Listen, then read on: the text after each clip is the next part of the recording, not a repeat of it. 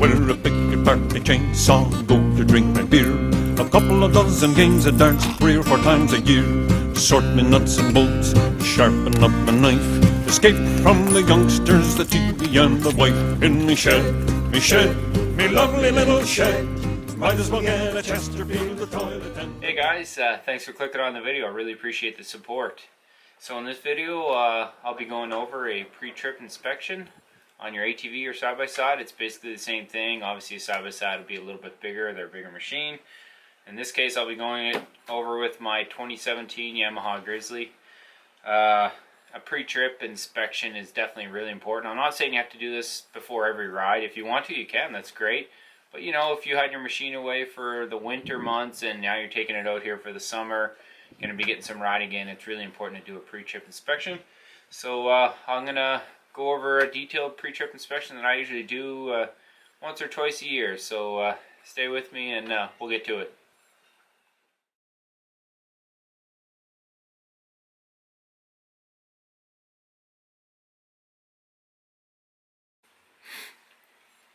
So the first thing you're going to want to do for your pre-trip is to go grab one of your favorite beers. Crack that for sure.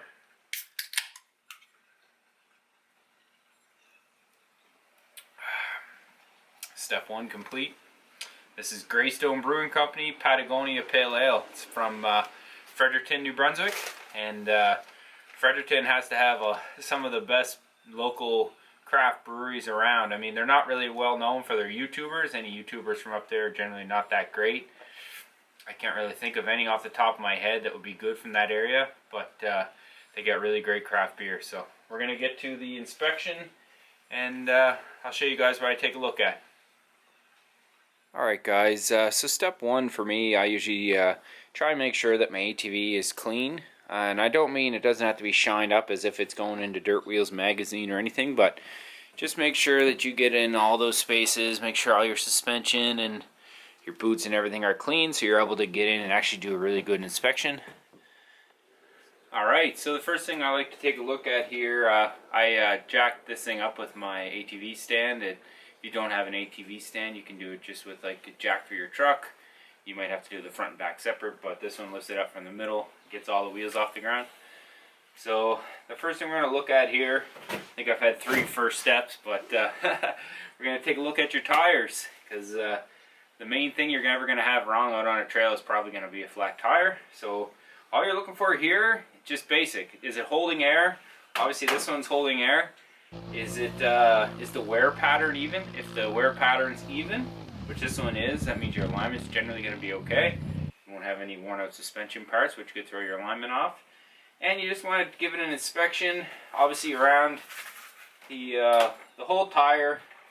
Don't forget the inside sidewall too, and all around the rims. Just make sure there's no sticks, because you've seen sticks get jammed in there, sticks jammed in here. Just want to give it a good inspection and make sure that that there's nothing, no sticks, no nails, especially if you're riding a lot of old rail bed. You can sometimes pick up the railway spikes, which is never good because that's going to put a big hole in your tire. So yeah, give your tires a quick once over. Along with checking out the tire for damages, whether it's holding air and the wear pattern and stuff, is you're going to want to take a peek at your air pressure. Me personally, I run mine a little bit low. I've heard some people say they run them a little bit higher. It all depends where you live. In the summer, on these Bighorn 1.0s, I usually run between 4 and 5 pounds of pressure. And in the winter, I go a little bit lower because give you the wider, obviously. But I usually run between 3 and 4 pounds of pressure in these in the winter. So.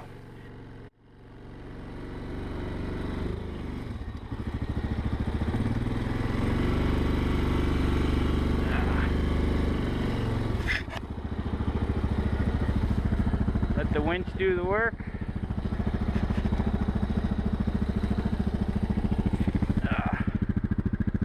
Jesus Christ. Sorry about the language. So keeping with the tire theme, you're going to want to check your wheel bearings. If you hear any little bit of scratching, you're going to, that's just my brakes touching a little bit.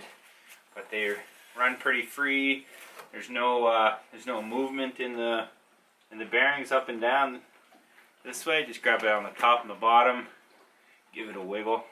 There's no play in these, and you're going to want to do that for every wheel. And if you have a bad wheel bearing, that's something you definitely want to get replaced real quick, because that can really cause some damage out on the trail if that locks up on you. And I also suggest getting a wheel bearing greaser. There's lots of companies that make them now. I have a video which I'll link in the description. But definitely you're going to want to fill these bearings up with grease, make them last a little bit longer, keep the water and debris out. But definitely check your wheel bearings, all 4 tires. I should mention too, when you're checking out your tires, you're going to want to check all your lug nuts. Make sure they're torqued down to the proper specs. If you don't know the proper specs, it's going to be in your owner's manual. Alright, so we're here on the inside of the front tire. We're going to take a look here at the ball joint. This is there's an upper and a lower ball joint, basically where your A-arms connect to the hub. And you're going to want to look for the boots to be worn. You don't want any worn, ripped boots up and bottom. You can take them and see if they have any play in them, which mine don't have any. And also with the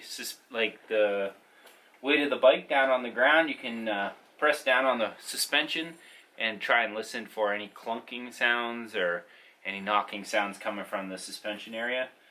And if it's not that, then you can go ahead and check all your bolts that are in here on your A-arms and your shocks.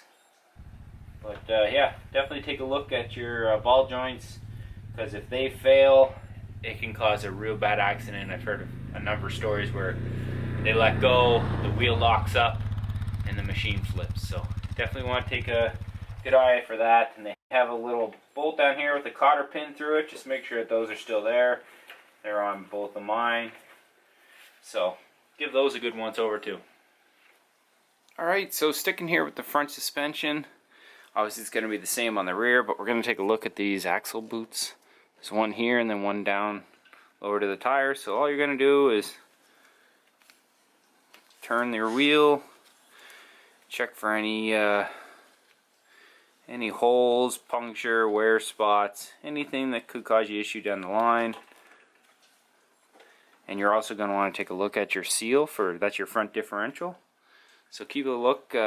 If your front differential seal is gone for your axle, then you'll have some dripping of the fluid there on your frame or your skid plate. And obviously check out your the lower part of your axle there that connects to the wheel. Make sure that that boot is not ripped in any way.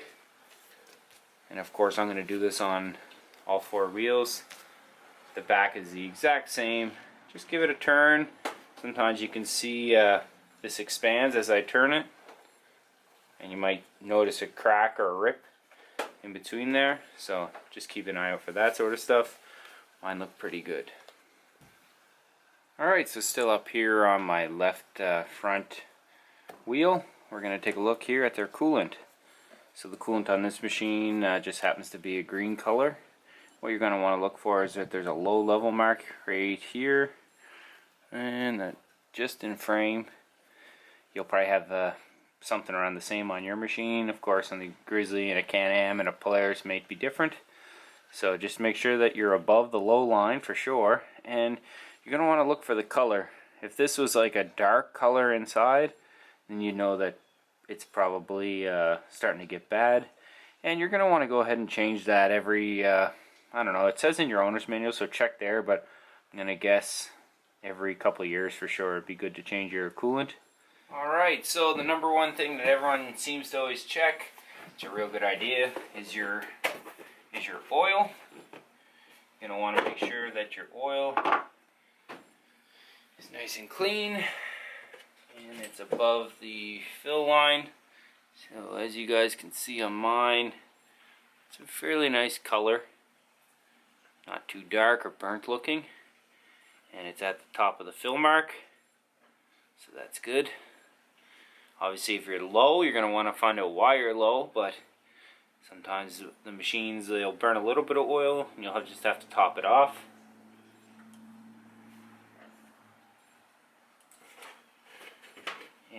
Another thing that I do, so here on my trip meter, it's on trip A. Trip B, which is I use as keeping track of my oil, so I only have 113.9 kilometers. It's even less. It's just probably about 70 some miles on this oil change. So you can use your trip B if you're not using it for your tracking your rides, and use your trip B to keep track of your oil changes. Just a little trick. Alright, so another thing you guys want to take a look at is your air filter. If I could tell you guys to do two things that will make your machine last a long time is one, change your oil, keep up with the schedule that's in your owner's manual. It doesn't matter to me if you use what brand of oil. I'm not going to get into that argument. I personally just use Yamalube because that's what it says in the owner's manual, and I figure the Yamaha engineers are quite a bit smarter than me, so I'll just listen to them. I use the Yamalube for my machine, and the second thing to do is keep that air filter clean. So on my machine, the air filter is under the seat. I'll take the seat off. Just 4 clips.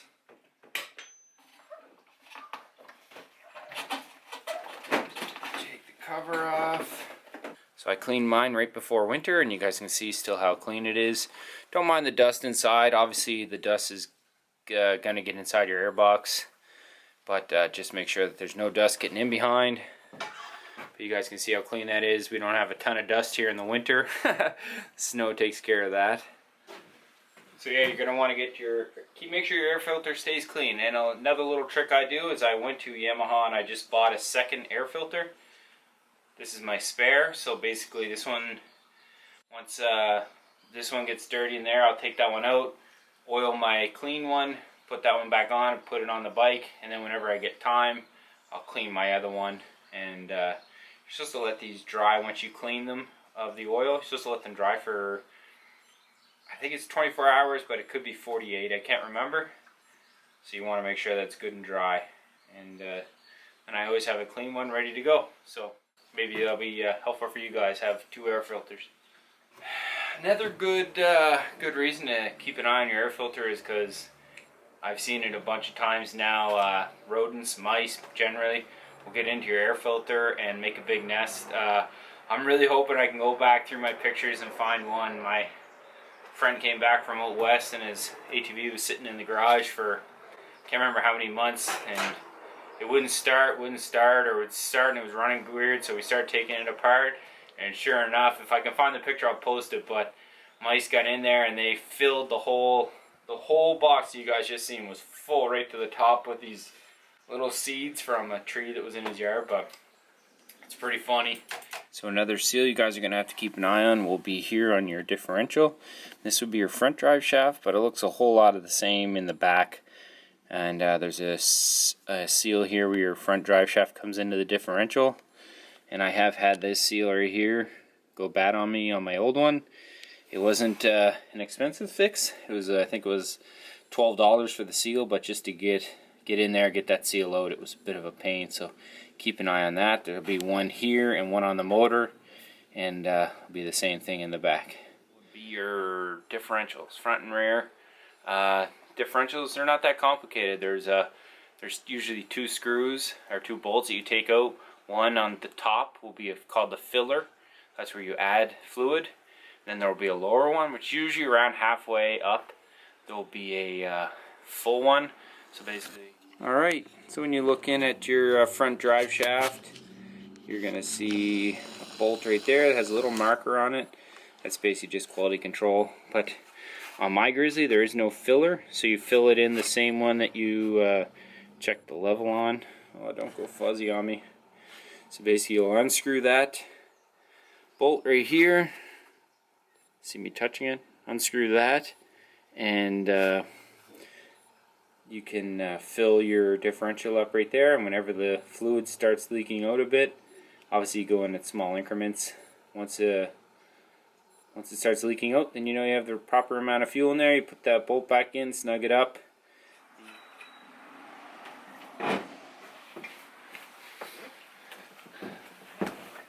Alright, so now you guys are looking kind of straight down at my brake pad and brake caliper. So right in here is my brake pad.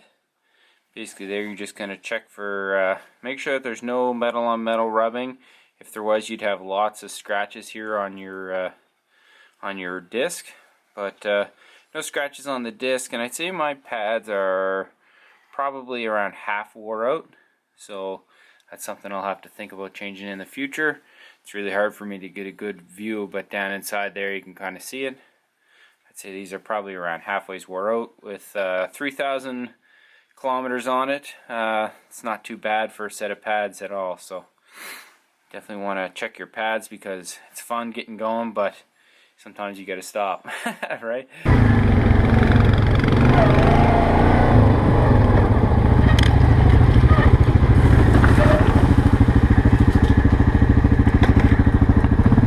Anyways, I try to get a little bit of light in there to make it easier for you guys to see.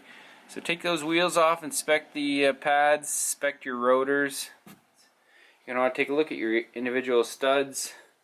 I definitely recommend putting some Never Sees on there, that way they don't get stuck on there, and then you have like a little bit of a, I think it's considered a dust plate, but I think it's more just to give your thing a little bit more protection, because I don't think it's keeping too much dust out with all those holes.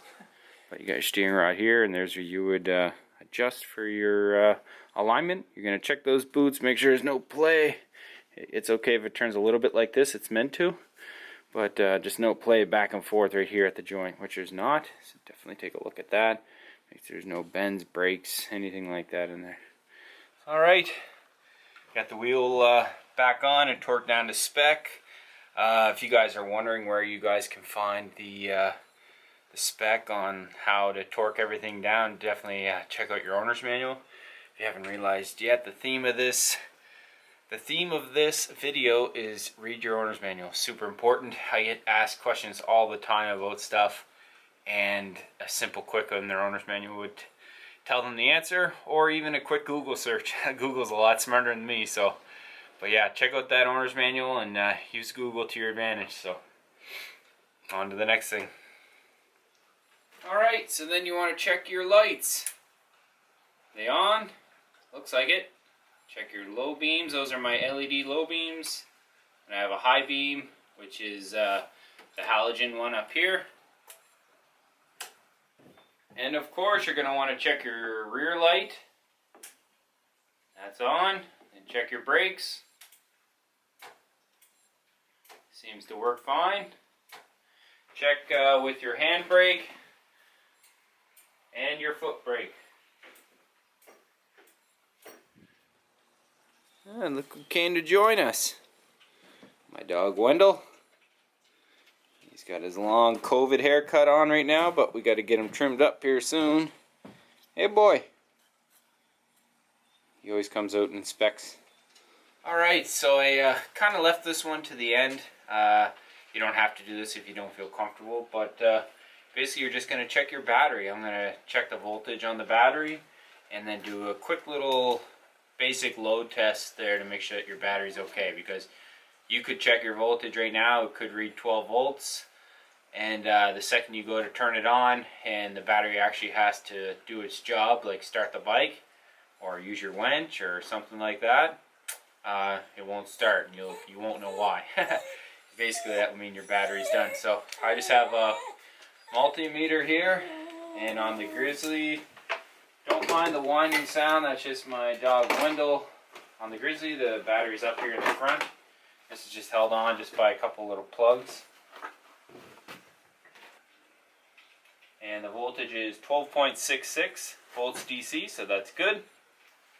1266. Turn the ignition on. Drop by a little bit, obviously, because all the power's all powering up. And then if you want to do something like run your winch, and it dropped by, it was at just over 12, it drops down to around 11. That's normal, but if that was to drop to say 4 or 5 volts, or even lower, 3 volts, then you'll know that your battery's no good. So that's just a kind of a basic way to check to make sure that your battery's not trash. And there's all right, guys, that's it for the video. Hopefully that can help some of you guys out. Of course, there's more things you can go ahead and check. The more things, the merrier. Trust me, if you want to go through with socket and check all your nuts and bolts, definitely great idea. Don't get me wrong, this just would be your main thing. Wendell's whining. But yeah, anyways, like I said, there's probably lots of other things you guys could check. Come on. I wanted to go back in the house. Lots of other things you guys could check for sure. Like I said, it's better to check more things than less for sure. But if you guys liked the video, be sure to hit that thumbs up, subscribe. It really helps out my channel. Leave me a comment down below if you guys thought that I could have did something different, I did something wrong. It's always open forum here. I don't take offense to too much. But like I said, I'm not a mechanic by any means. I just go from kind of past experiences. Like self-learn myself. But yeah, if you guys liked it, definitely thumbs up, subscribe, and leave me a comment. I'd love to hear where you guys are from. And yeah, I picked up, so for my old subscribers, or the people who know what's going on, I was in an accident. I wrecked my Tacoma. Well, somebody wrecked it for me. They didn't stop at a stop sign. And I was here for about a month without a truck because I wasn't going to buy brand new. And I didn't want to buy a piece of junk. So I waited, and I got lucky here at Acadia Toyota. I dealt with Max. Super, super nice guy. Like, if you guys are in the market for a car and you're in my area, you guys contact Max over there at Acadia Toyota. The guy is awesome. Like, he jokes around, he talks like a regular human, he doesn't talk like a robot like most salesmen do. So definitely hit him up. I'm not getting paid to say that, just he was a real nice guy, so I thought I'd give him a shout out. But yeah, I picked up myself a 2017 Tacoma, 34,000 kilometers, so not much. And 4-door, which is what I wanted. Pretty nice color there in that magnetic gray. And yeah, it's a really nice truck. I just got to get a set of tires on it. But so yeah, now that I have the truck, I'll be able to tow the 4-wheeler. I should be able to get out for a new video soon. Hopefully next weekend I'll get out for a camping video. Pomali sent me a tent to try, a hot tent, so maybe I'll do a early spring hot tent video. And yeah, stay tuned for that. Anyways, guys, I'm rambling. Thanks a lot for the support. I really do appreciate everything, and I'll see you guys on the next one. Cheers. Wendell, sit. Barking. Hey, no barking. No. Hey, calm down, buddy. It's just the neighbors. It's alright. You done barking? Guess not.